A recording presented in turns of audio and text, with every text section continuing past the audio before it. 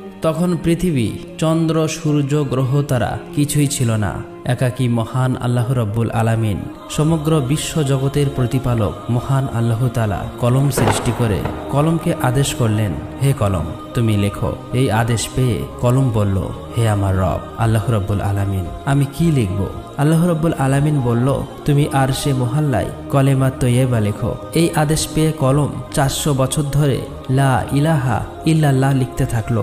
যখন 400 বছর অতিক্রম করলো, তখন আল্লাহ রব্বুল আলামিন আবার কলমকে জিজ্ঞেস করলো, হে কলম তুমি কি লিখছো বলো। কলম বলল, হে আল্লাহ তাআলা, আমি তো শুধু লা ইলাহা ইল্লাল্লাহ লিখেছি। তারপর আল্লাহ রব্বুল আলামিন বলল, তুমি কলেমার শেষ অংশ লেখনি কেন?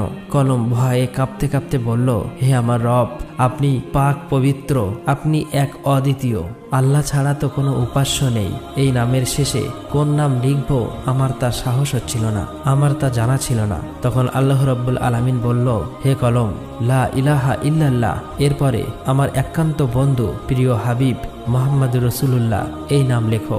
অর্থাৎ লেখো লা ইলাহা ইল্লাল্লাহু মুহাম্মদ রাসূলুল্লাহ। এই কথা শুনে কলম কয়েকশো বছর এই নাম লিখতে লাগলো।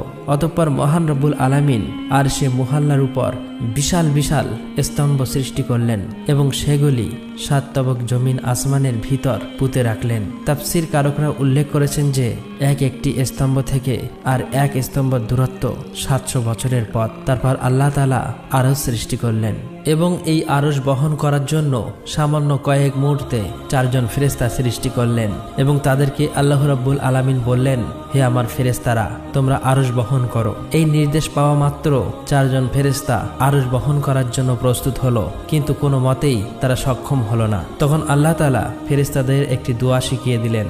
দোয়াটি হলো, সুবহানাল্লাহ, আলহামদুলিল্লাহ, ওয়ালা ইলাহা ইল্লাল্লাহু, আল্লাহু আকবার। এই দোয়া পড়ার সাথে সাথেই ফেরেশতারা আরশ ওঠাতে সক্ষম হলো। আর তখনই আল্লাহ রাব্বুল আলামিনের কুদরতে অনেকগুলো ফেরেশতা সৃষ্টি করলেন এবং তারা সকলেই আল্লাহর গুণগান এবং প্রশংসা করতে লাগলো। অতঃপর আল্লাহ রাব্বুল আলামিন তার মহান কুদরতে মাওআরিদ প্রস্তুত করলেন এবং সেখানে লাল ইয়াকুত দিয়ে লাওহে মাহফুজ সৃষ্টি করলেন এবং সেটি আরশের নিচে রেখে দিলেন।